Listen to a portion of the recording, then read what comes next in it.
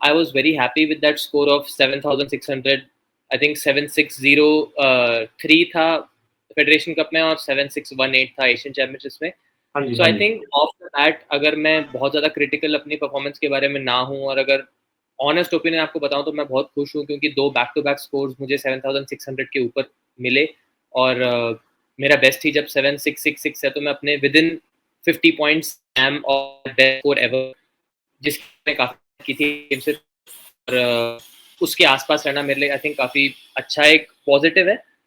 That being said I feel like अब मैं थोड़ा ग्रीडी हो जाऊंगा एक खिलाड़ी के जैसे तो I think there is obviously a lot in the tank and there is a lot more that I could have done should have done. हुआ नहीं एशियन चैंपियनशिप्स में बिकॉज एक्सपेक्टेशन मुझे अपने आप से बहुत थी कि मैं एटलीस्ट नेशनल रिकॉर्ड तो करके आऊँगा बट वो नहीं हुआ. But I am not at all disappointed because there is a lot more opportunities this year that I can try and break the national record again. जब भी मैं किसी चैंपियनशिप मीट में जाता हूँ तो मेरा वहाँ पे गोल रहता है कि किसी भी तरह मेडल्स में आने का. I feel like there is a lot more opportunities where I can break a national record और ब्रेक अ वर्ल्ड रिकॉर्ड. वो एक दिन पहले भी हो सकता है एक दिन बाद में हो सकता है लेकिन आपको एशियन चैंपियनशिप्स का वो जो पल है वो सिर्फ 2 साल में एक बार मिलेगा.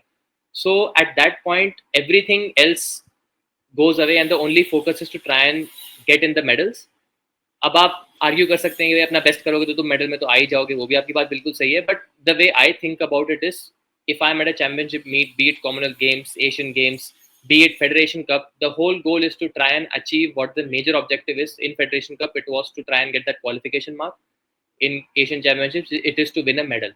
Obviously, gold would have been the best case scenario, but with silver, matlab, I'm not disappointed. But I mean, I think it's a good result compared to where I was last year. क्योंकि last year मैंने ये competition खेला नहीं था combined events का.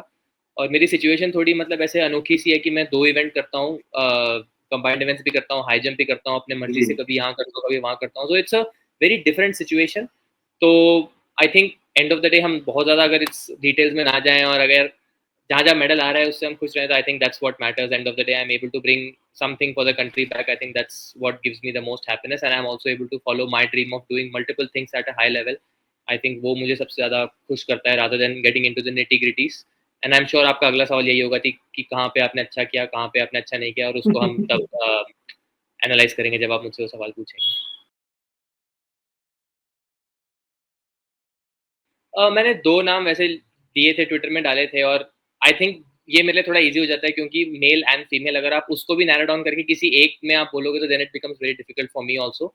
But अगर my male stand out performance from Asian championships for me was from an Indian perspective obviously Animesh. और आप मुझे बोलेंगे क्यों, तो I think for me what's most important is the fact that सबसे पहले तो एक स्प्रिंट इवेंट में आई मीन इंडिया जाना नहीं जाता है और आप इसमें हम बहुत सारे हमारे हीरोज हैं. You have people like Gulveer, you have Avinash Sable. Obviously अब इन दिग्गजों के सामने you can like try and bringing out one name it becomes very difficult. But again that's why it's a subjective opinion. ये मेरा ओपिनियन है कि अनिमेश की परफॉर्मेंस मुझे सबसे ज़्यादा ऊपर लगी क्योंकि एक स्प्रिंट इवेंट में मेडल लेके आना कॉन्टिनेंटल लेवल पे आई थिंक लास्ट टाइम था वो मुझे तो नहीं पता, आप स्टैट्स अच्छा जानते हैं मुझसे, but I think it's been a long time.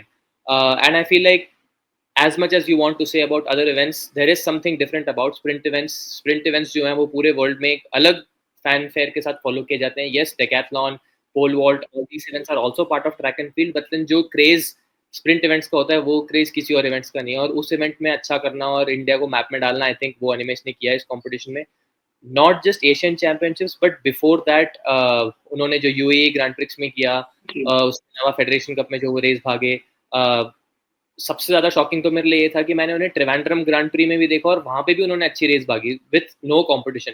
So for somebody to come in and do such good timings day in and day out, I think that just speaks volumes about the training that he's doing, the coaches that he's supported by, and the kind of preparation and mindset that he's in. So I think that's a completely big standout story for me in Indian men's track and field. And women may obviously Pooja is the name that really stands out because similar to Animesh, she's very young, 17 18 years old, and I was 17 18 years. I remember I broke the national record at that time. But for Pooja to do something like that at an Asian championship, I didn't do that at Asian championship. मैंने तो एक comfortably Coimbatore में किया था national level पे जब कोई competition नहीं था. To do that with Olympic finalists, to क्योंकि आई थिंक उन्होंने नेशनल अंडर 20 रिकॉर्ड तोड़ा है 189 के जंप से.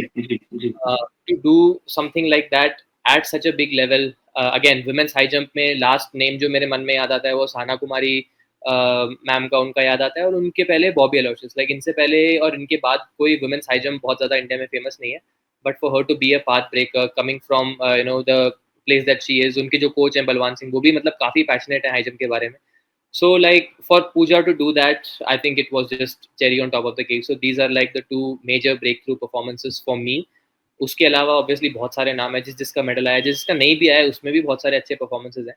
बट आपने टॉप पूछा तो मेरे जो टॉप टू हैं वो अनिमेश और पूजा रहेंगे इस चैंपियनशिप से।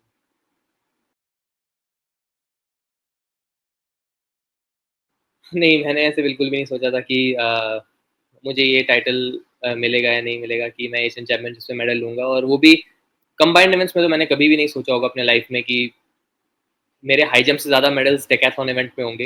एक्चुअली देखा जाए तो रियलिस्टिकली मेरे हाई जंप में इतने इंटरनेशनल मेडल नहीं है कॉमनवेल्थ गेम्स को छोड़ के, बट जी। I have 3 Asian medals in combined events.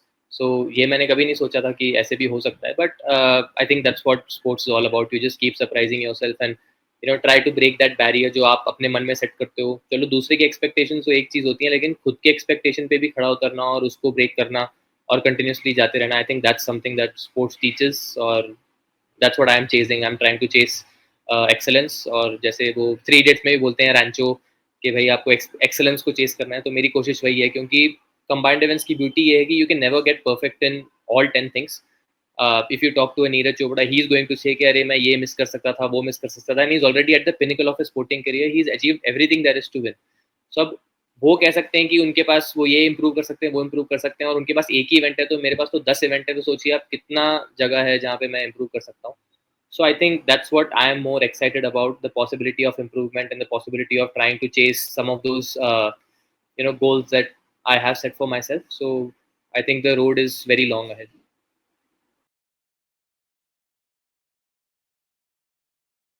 That being said, 8,000 point बिल्कुल भी मतलब ऐसा नहीं है कि वो अनअचीवेबल है, because if you add up all my personal best events in a decathlon, I'm very close to that 8,000 barrier, and obviously there's some things that I can really make a big quantum jump in. So for example, javelin अभी अचानक मेरा recently थोड़ा better होने लगा है। Asian championships की I think सबसे ज़्यादा अगर कोई मुझसे पूछेगा कि यार तुमने कहाँ पे मिस किया अपना गोल्ड मेडल, तो मैं सिर्फ javelin बोलूँगा। बाकी सारे pole vault and all, I think it was what I did previously, it's around that same range. But javelin में जो मेरी फर्स्ट थ्रो निकली थी वो 57-58 मीटर्स के आसपास निकली थी, और मैंने जस्ट स्टेप में जब मैंने नीचे देखा सेलिब्रेट करते हुए, तो मैंने देखा कि मैंने गलती से उसको एक कुछ सेंटीमीटर से फाउल कर दिया। So that 57 was probably the difference between a gold, because अगले जो दो थ्रोस थे मेरे 50 और 51 वाले, वो थोड़े मतलब उस प्रेशर से निकले थे कि यार अभी तो मैंने एक 57 मारा है, तो अब मुझे अगला 65 मारना है, कि जोश में मैं 55 भी नहीं मार पाया, तो वो प्रॉब्लम थोड़ी सी हो गई थी। These are all things that when you are doing something new you start getting all anxious and tightening up. But javelin again is such a technical event, तो वहाँ पे मेरा वो जो सबसे ज़्यादा दुख मुझे सिर्फ उसी चीज़ का है कि वो जैवलिन अगर वो पहली वाली अगर मैं 1-2 सेंटीमीटर पीछे रहता लाइन से और वो नप जाती, तो फिर आज शायद रिजल्ट कुछ और होता। But outside of that I think वो अगर जहाँ पे क्लिक हुए जिस कॉम्पिटिशन में, पोल वॉल्ट में again something that really stood out for me was the pole that I was jumping on, that became soft. तो वो बहुत एक पोल वॉल्ट की एक प्रॉब्लम है कि पोल्स आपके जब आप थोड़ा सीखते हैं तो पोल आपके हिसाब का नहीं मिलता, जब पोल आपसे आपके हिसाब का होता है तो आप उस पर जंप नहीं कर पाते, तो वो चीज़ें जब एक साथ मिलने लगेंगी तो ऑब्वियसली उसका रिजल्ट एक अच्छा आएगा। So these things when they click and they all click in the same competition, 8,000 is not at all a big problem. But for that to happen, उसके लिए फिर वही है कि जब सारे तारे एक साथ अलाइन होंगे तभी वो होने की संभावना है। That being said, a 7,700 point score or a 7,800 point total score is not at all a big problem, and I feel like that's something that I'm definitely chasing for this year. At least when I end my season this year, I want to score 7,800 points. That's the minimum benchmark that I've set for myself. I mean, the reason I say it's like Test cricket is because वो एक purest का sport है। Obviously जो एक general fan है जिसको सिर्फ इस चीज़ से मतलब है कि इंडिया जीता कि नहीं जीता, यूसेन बोल्ट का गोल्ड आया कि नहीं आया, तो उनका फोकस चाहे वो 100 मीटर की भी बात हो तो वो रेस एग्जीक्यूशन में, या फिर कैसे उसने स्टार्ट किया, कैसे उसने ड्राइव फेज में गए, क्या कब उन्होंने कौन से मीटर पे टॉप एंड स्पीड हिट किया, इसमें ज़्यादा फोकस नहीं है। बट ये है कि भाई लास्ट में वो फर्स्ट आए कि नहीं आए। So that is something like a the way I think of it, that's like a T20 cricket, जहाँ पे आपको आरसीबी जीती कि नहीं जीती उससे ज्यादा मतलब है। बट ये नहीं कि मैच किसी ने नहीं देखा होगा, लेकिन सबने ये देखा है कि भाई आरसीबी लास्ट में कोहली के 18 पूरे हो गए, तो किसी को इससे मतलब नहीं है कि किसने कितनी इनिंग्स खेली, कितने बॉल, ये वो, तो वो सब that's for something, that's for people who are really purists of the sport, they look at the shot selection, इस बॉल में ये हो सकता था, ये भी हो सकता था. So I think combined events is like that, and people who watch Test cricket still are the same people who I think might eventually enjoy combined events because it's long. पहले 100 मीटर में आप last भी आते हो, उसके बाद भी आपके पास 9 इवेंट है जहाँ पे आप कैचअप करके फर्स्ट आ सकते हो. Best case example eight Asian championships was जो चाइनीज एथलीट थे, पोल वॉल्ट तक वो आई थिंक तीसरे या चौथे चल रहे थे, और एक उसके पोल वॉल्ट के इवेंट से वो ही got bump to the first place position. तो सबके अपने स्ट्रेंथ्स होते हैं, सबके अपने वीकनेसेस होते हैं, तो वो it's like a strategy situation, कौन कब क्या करता है. So you have to have that patience to watch the whole competition. So I think that's why I drew that parallel कि combined events is very similar to the test cricket scenario. Fan base भी बहुत अलग है, और उसका एक पीछे best example था गॉडसिस, एक बहुत बड़ा कंपटीशन होता है ऑस्ट्रेलिया में कंबाइंड इवेंट्स का, जो सेम वीक में हुआ था एशियन चैंपियनशिप्स के साथ. और वहाँ पे सारे जो बेस्ट कंबाइंड इवेंट्स के एथलीट्स होते हैं वो जाते हैं, और फैंस भी भर भर के आते हैं क्योंकि वो प्योरिस्ट होते हैं, और वो एक तरीके से मतलब उस इमोशंस को देखना चाहते हैं of combined events, rather than first कौन आया, सेकंड कौन आया. इट्स मोर अबाउट क्या स्कोर है आपका after the end of this many events, what's your score, how are you placed for the next event. So I think those are all things that really, now if you're somebody who really wants to get into the nitty gritties of the sport, then you'll enjoy it. If you're somebody who's like Neeraj ने 90 फेंका कि नहीं फेंका, तो then I think you're missing the true essence of the sport, about the really the beauty of the javelin, and how he does what he does, rather than you're just worried about if it's a 90 or not a 90. So I mean there's no wrong answer. अगर उससे आपको excitement होती है तो वो भी ठीक है, but for me I like to just take it one layer back and then peel out all the layers of the onions and just see कि कैसे क्या क्यों, वो मुझे उसमें ज़्यादा मज़ा आता है, इसीलिए मैंने अपने हिसाब से सही स्पोर्ट चुना है.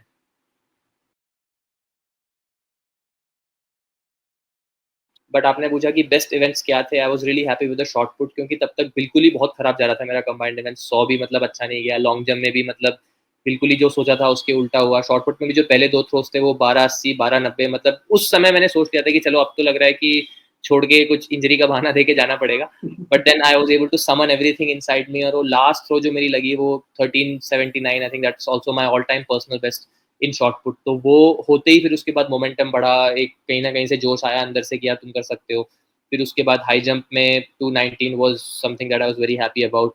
उसके बाद hurdles was something that I was really really happy about, 1458. That's again my all time personal best in a decathlon. फिर उसके बाद discus was very average, pole vault was what I usually do. Javelin एक और एक event था जहाँ पे bitter sweet moment था, क्योंकि वो बहुत अच्छा फर्स्ट थ्रो निकला लेकिन वो नपा नहीं. फिर वो सेकंड और थर्ड थ्रो चलो किसी तरह I had to finish.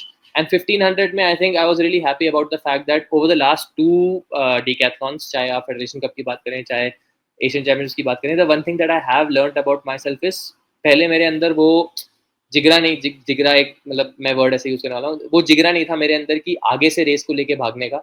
I would always try and sit behind somebody for them to set the pace, क्योंकि मेरे अंदर वो डर था कि अगर मैं आगे जाके थक जाऊंगा तो फिर क्या होगा, मैं रेस कंप्लीट कर पाऊंगा कि नहीं कर पाऊंगा. बट वो डर कहीं ना कहीं चला गया, because both in federation cup and Asian championships I was leading the race, I set the pace. Even though I didn't win the race, that's a different story, but I had the confidence that I can run my own race and I can set the pace. तो थोड़ा जो combination था Asian game से पहले, Asian championship से पहले, वो ये था कि I had to beat the Chinese athlete by 10 seconds if I had to win the gold. तो ऑब्वियसली या तो मैं उसके पीछे बैठ के जा सकता था, बट उससे मैं 10 सेकंड से उसको नहीं हरा पाता. तो I had to run my own race and I had to run fast. और अगर वो वीडियो आपने देखी होगी तो फिर रेस की शुरुआत से ही I am the one who is running up in the front and I just took off. I had my own stopwatch, और मैं देख रहा था कि मैं कितना कर सकता हूँ. रेस फिनिश की, और उसके बाद फिर मैं पीछे मुड़ के, अपना टाइम देखने से पहले मैं पीछे मुड़ के देख रहा था कि कितना सेकंड है. तो फिर मैं फिर काउंट करना शुरू किया, 1 2 3 4 5, तो 7 सेकंड्स की लीड थी मेरी उसके आगे. तो 3 सेकंड से वो गोल रह गया. But anyways, I was very happy that I at least tried and I had the balls to run the race, my own race, and not sit behind somebody and allow them to set the pace. So ये सब बहुत सारे positives हैं जो मतलब again एक साथ ये सारी चीज़ें अगर अलाइन होंगी तो, जैसा कि आपने पूछा था कि 8000 पॉइंट्स होंगे कि नहीं होंगे, वो होने की पूरी संभावना है. अब जब कब होगा वो उसका आंसर तो मेरे पास है नहीं, तो समय ही बताएगा. मैं यहाँ से सिंगापुर गया, फिर सिंगापुर से इंचिन गया, और उसमें मैं अपने पोल्स को लेके जा पाया. अपने जैवलिन भी मैं लेके गया अपना खुद का, क्योंकि फेडरेशन कप में ये थोड़ा सा मैंने एक्सपीरियंस किया था कि जैवलिन तो उन्होंने रखे थे डिकैथलॉन जैवलिन में, लेकिन हर इक्विपमेंट की भी कई चीज़ें होती हैं जो मतलब बिहाइंड द सीन्स होता है, शायद बहुत लोगों को नहीं पता। कई लोगों के लिए सिर्फ एक जैवलिन है, लेकिन जैवलिन में भी बहुत सारे फ्लेक्सेस होते हैं। सो शायद नीरज जो जैवलिन फेंकते हैं या फिर सचिन यादव जो जैवलिन फेंकते हैं, वो जैवलिन मैं नहीं फेंक सकता, क्योंकि अगर उसको मैं अपने पूरे एफर्ट से फेंकने की कोशिश करूंगा तो मेरा एल्बो चला जाएगा, क्योंकि मेरे हाथ में वो पावर या वो स्ट्रेंथ नहीं है जो उनके हाथ में है। That's a javelin throwers javelin. But there are okay. Different javelins for a combined events athlete, कि वो थोड़ा सा सॉफ्ट होता है, जब आप फेंकते हो तो it's little bit more favourable on your arm, but they throw a lot more stiffer javelin. तो मैं अपना जैवलिन वहाँ पे फेडरेशन कप में वो कोई जैवलिन प्रोवाइडेड नहीं था, so that's when I realised कि मुझे अपना जैवलिन हर जगह लेके जाना बहुत ज़रूरी है। So I took my own javelin to Asian championship just to be on the safer side. Similarly with the shot put also, yes, the standard shot put is 7.26 kilos men के लिए, but even in that 7.26 there's a different diameter that you can use. तो कई लोग होते हैं जो छोटे diameter का पसंद करते हैं, वेट फिर भी सेम होता है लेकिन उसका डायमीटर जो है वो कुछ शॉट का छोटा होता है, कुछ शॉट का बड़ा होता है। मुझे बड़े डायमीटर का शॉट पुट ज़्यादा पसंद आता है, क्योंकि मेरे फिंगर्स बड़े हैं और मेरे the way I throw I am more use to the bigger shot. But जो इनिशियली कंपटीशन में लिस्ट उन्होंने शेयर की थी उसमें वो बड़ा शॉट था नहीं, तो वहाँ पे लकीली समरदीप जो थे उनके पास बड़ा शॉट था। वो भी मतलब हट्टे कट्टे हैं और मतलब बड़ा शॉट यूज़ करना प्रेफर करते हैं। सो उनके शॉट से मैंने वहाँ पे थ्रो किया। डिस्कस तो वहाँ पे एनीवे प्रोवाइडेड था। So these are all things, the reason I am telling you all this is these are all behind the scenes things, जिसके बारे में आपको सोचना पड़ता है कि जैवलिन का क्या होगा, डिस्कस का क्या होगा। ऑब्वियसली पोल्स तो मुझे अपने लेके ही जाने पड़े थे। बट उसके बाद कंपटीशन खत्म होने के बाद भी, मेडल लेने के बाद भी ऐसा नहीं है कि आप विलेज में जाके सेलिब्रेट करते हो। फिर आपको ये देखना है कि चलो कंपटीशन तो हो गया, बट अब ये पोल्स जो यहाँ वेन्यू में है इसको वापस होटल में कैसे लेके जाया जाए, ताकि अगली फ्लाइट जब मैं कैच करूंगा तो उसमें ये पोल्स, हम before time we are able to go there and make sure that the poles get on the plane. So right after I competed, next day I was back in the stadium at night just to make sure that my poles were transported back to the hotel, team hotel, ताकि वहाँ से मैं उन poles को लेके जा पाऊँ। तो ये सब थोड़े से लॉजिस्टिकल चीज़ें हैं जो मतलब करनी पड़ती हैं, और आई थिंक सीखने को बहुत कुछ मिलता है इससे, सिर्फ अपने स्पोर्ट के बारे में नहीं, but also about the management side of things, कि कैसे स्पोर्ट के आसपास चीज़ें घूमती हैं, लॉजिस्टिक्स कैसे घूमता है, कैसे होती हैं चीज़ें। तो ताकि क्या पता कल को अगर मुझे टीम मैनेजर बनने का मौका मिले तो maybe I be able to help some of the other Indian athletes later on in my life. So that's why I think it was a good experience. But these are all some of the logistics that a combined events athlete has to deal with, especially when they're trying to go and compete and win a medal for India outside of India. Europe is the place to be for combined events. तो मेरा plan तो ये है कि मुझे एक या दो कॉम्पिटिशन्स कंबाइंड इवेंट्स के खेलने हैं यूरोप में। तो उसमें मैं अब एंट्री कराने की कोशिश करूँगा अगले 1 महीने में, जुलाई अगस्त में कुछ कॉम्पिटिशन्स हैं। सो आइडियली अगर वो कॉम्पिटिशन्स मुझे मिल जाते हैं सो बहुत अच्छा रहेगा उसमें खेलने में, ताकि ऑब्वियसली वहाँ मेरे से बहुत अच्छे एथलीट्स आते हैं, 8,000 प्लस के एथलीट्स होते हैं उसमें। But the advantage that I will have is be able to compete with those athletes who are obviously high caliber and they've done this sport for a long time, but also in that European weather which is very very favorable. बहुत extreme weather नहीं होता है वहाँ पे, winds चाहे हो सकते हैं लेकिन बहुत ज़्यादा रेन या बहुत ज़्यादा धूप, बहुत ज़्यादा ठंड ऐसे नहीं होती। It's perfect weather for the combined events. And obviously आप 10 इवेंट 2 दिन के अंतराल में कर रहे हैं तो you want things to be favourable. The other beauty of these events is this is only combined events, तो इसमें सिर्फ वुमेन्स हेप्टाथलॉन और मेंस डिकैथलॉन होगा, तो वहाँ पे और कोई इवेंट्स नहीं होंगे इसके अलावा। So things go according to those combined events athletes. थोड़े ऑफिशियल्स भी फेवरेबल होते हैं, कोई ऐसे टाइम नहीं होता कि चलो चलो चलो खत्म करना है जल्दी जल्दी। तो it's a lot more favourable, so I want to experience that. The other thing is Europe में मैं अभी अगर compete कर सकता हूँ थोड़ा सा एक या दो डिकैथलॉन्स में, सो उसका एडवांटेज ये रहेगा कि अगले साल कॉमनवेल्थ गेम्स जो है वो ग्लासगो में है, और ग्लासगो में थोड़ी सी ठंड रहती है, थोड़ा सा वेदर अलग रहता है। सो जितना जल्दी मैं अपने आप को उस वेदर पे एटलीस्ट गेट यूज टू कर पाऊँ और एक एक्सपीरियंस ले पाऊँ कि कैसा फील होता है उस वेदर में, so that next time when I go there in Glasgow I can have all those things checked कि मुझे विंटर जैकेट चाहिए तो कितना चाहिए, हैंड वार्मर चाहिए क्या चाहिए। और वो तभी पता लगेगा जब आप उस एनवायरनमेंट में रह के खेलते हैं, तो आपको पता लगता है कि क्या क्या चीज़ें हैं जो नेक्स्ट टाइम आप अगर लेके आए अपने साथ तो आप और बेहतर परफॉर्म कर सकते हैं। सो उस लॉजिक से मुझे बहुत मन है अगस्त में खेलने का। इंटरस्टेट ऑब्वियसली उसके बाद अगस्त एंड में आ जाता है। और to be really frank with you, world championships का जो डायरेक्ट क्वालिफिकेशन है दैट्स 8,500 सम पॉइंट्स। जी। अभी की उतनी कैपेसिटी नहीं है कि मैं अगले डेकाथलॉन में जाके 8,500 जाके स्कोर कर दूं। दूसरी बात ये है कि had I finished in the top, had I won the gold medal, I still would have had a chance at going to world championships, क्योंकि आप एरिया चैंपियन जो होता है वो प्रोविजनली क्वालिफाई करते हैं वर्ल्ड चैंपियनशिप के लिए। तो अभी जो चाइनीज एथलीट हैं, अगर आप रोड टू भूमि के रैंकिंग्स में जाके देखेंगे तो उनका नाम लिखा आएगा कि प्रोविजनली क्वालिफाइड। उसका एक बस कैवियट ये होता है कि अगर एशिया में से किसी और एथलीट ने उनसे ज़्यादा स्कोर कर दिया, तो फिर वो जा सकते हैं। तो क्या पता अगर पोलैंड में मैं 8000 पॉइंट्स या 7900 कुछ स्कोर करूँ और at the end of the qualification period that's the highest score in Asia, then I will get that invitation to go to world championships. But वो मेरे हाथ में नहीं है, तो उसके बारे में मैं अभी इतना नहीं सोच रहा हूँ कि मैं कैसे जाऊँगा वर्ल्ड चैंपियनशिप्स या क्या करूँगा।